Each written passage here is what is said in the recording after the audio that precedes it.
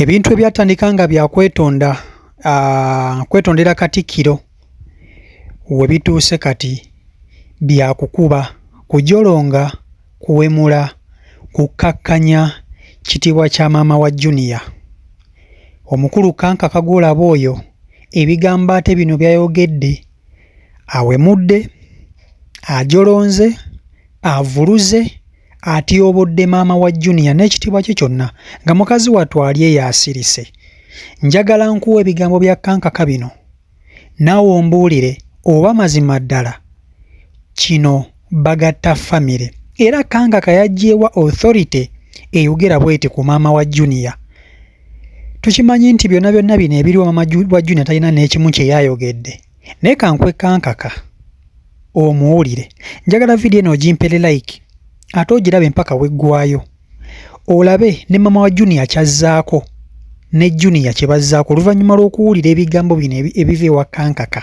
Kankaka bagenda musiba. Kankwe Kankaka.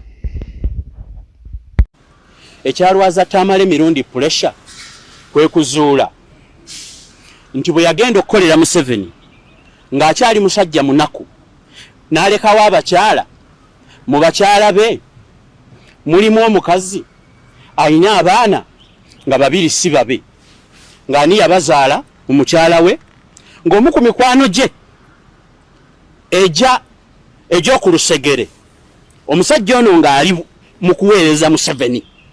Basajja mmwe mumpulirize bulungi, ng'omu ku bakyala be bwe yagendanga okuweereza President Museveni, kale nkowoola abali mu State House, ne nkowoola abasajja abali eyo ku mission, abasirikale abagenda okutulwanira Somalia. Omusajja ekyamulwaza pressure yasooka n'okulaba nti obulamu bwe eyali anyirira yakogga n'asigala magumba. Lwe lunaku lwe yazuula nti gye yagendanga ng'abonaabona mu bakyala be mulimu omukazi yazaala abaana abatali babe, n'atabuka n'anywa omwenge, obulamu ne bwonooneka, n'agattako frustration namba 2. Bingi nnyo naye tugenda bitandikira eyo. Kaakati muyinza okwebuuza bino lwaki tubyogera kati. Ngenda ku mboozi eno erimu Tamale mirundi Junior. Ngenda ku mboozi eno erimu Tamale mirundi Junior. Nabagambye shauli yako. Anti nawulidde mbubona ayogera amazima, mulimu abalina eddogo. Buli musajja abaako lwanaafa nange kanfa olw'eddogo naye kambyogere. Bwe mbulira mbu mulimu ebiteega. Ebyo naye ebiteega tujja, ebiteega biri mu nsi eno temutukangakanga.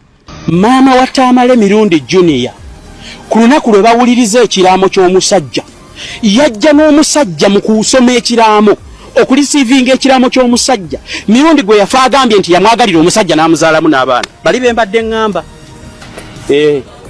Anti bya ddogo, bya majiini g'entwetwe. Entwetwe naffe tumanyiyo. How mwaba social media kambabuuze kiki ekyali kireesa maama w'oyo omwana omusajja gwe yafa agambye nti tamwagalirako ddala tebakolagana. Basembayo okwogera oba 2015 yamukyawa 2012 n'agezaako okwogera. Why would you bring mirundi gwe yali akonsidalinga nti nno mwami wo?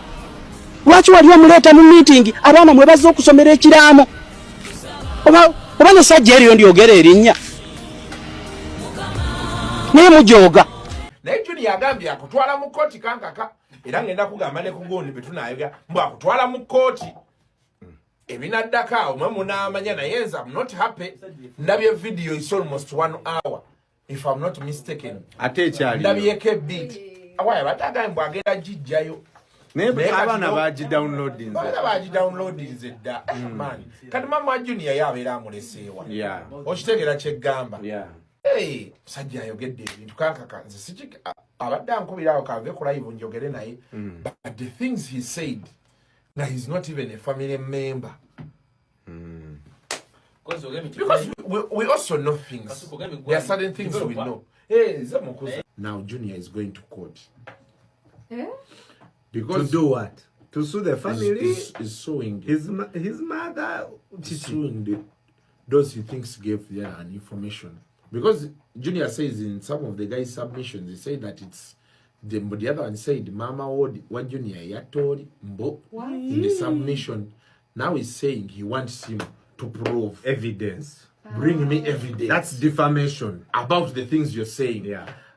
But isn't it worsening the whole thing? Like, yeah. Yeah, but you know a statement where, if that statement was said, that is a statement where someone says like, you killed my father. Yes. It because it's now on the internet. One day, internet one day someone can wake up and replay that video. Because Junior Inacha agreeing and they use it against him. You know? And I spoke with the guy. The journalist. Ngagamba nti nze kasuku nawulidde waliwo abagamba mbu simanze ndi ku side eri simanze beba nateeka erinnya lyange mu bintu ebyo. I'm going to do a submissive. Now again I saw a submissive. And I said, Wanake. So me inclusive, I think we give the family a break to sort themselves. Ensonga za Kankaka Peter muziwulidde. Simanyi kino kireka wa family mu kugezaako okuba nti ate beegatta, ate kino kyo kiyinza ojjawulira ddala ne bataddamu kukwatagana yadde akatono. Abantu abasinga ab'enjawulo bavuddeyo ne baba mama wa Junior amagezi ne bagamba nti Kankaka ono asaana kutwala mu kkooti, ne mama wa Junior talina kigambo n'ekimu kye yavuddeyo kwogera ku bino byonna ebigenda mu maaso, akyasirise. Naye si kirungi, bigambo si birungi, kubanga Kankaka talina moral authority eyogera ku family ya Tamale Mirundi kubanga si ye mwogezi w'ekika kiri. Era nga tujjukira bulungi nnyo nti omugenzi Tamale Mirundi Senior bwe yali afa, yafa ayawukanye ne Kankaka ng'amugobye.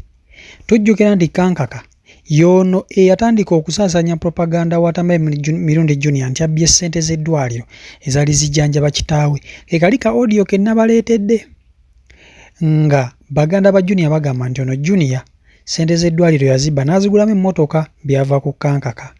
Propaganda gwe yagenda mu maaso n'okuba nti ate asaasaanya. Kati mu kaseera kano ebigambo bye yayogedde video yagiggyeyo ku YouTube olw'ensonga nti naye bye yayogedde yatuuse kisa n'alaba mu butuufu nninnyiridde omukazi. Ne mama wa Junior ng'asirise nga mukazi mugumu n'agumira bino byonna. Katwongere okumusabira mukazi wattu agumire gy'ali. Tamale Mirundi wummula mirembe kubanga Kankaka oyo yali ku lusegere lwa Tamale Mirundi nga kale y'omu ku bannamawulire aba Tamale Mirundi okumalirako ddala n'ebbanga lya myaka ng'esatu kwena. Era nga bw'omanyi nti alina ebintu ebimu bye yamunyumizanyumizaamuko, naye eno information Kankaka gye yaleese ya famire bye baagimuwadde, kyo kiraga bafamire bye baagimuwadde. Kati olutalo oluvudde ku Junior okwetonda luzze mu kukuba mama wa Tamale Mirundi. Tetumanyi kigendererwa ki ekiri wano, tetumanyi nsonga ki, naye ng'embeera bwetyo bweri. CO Michael Uganda YouTube channel kwoli, mubeere bulungi, mweraba.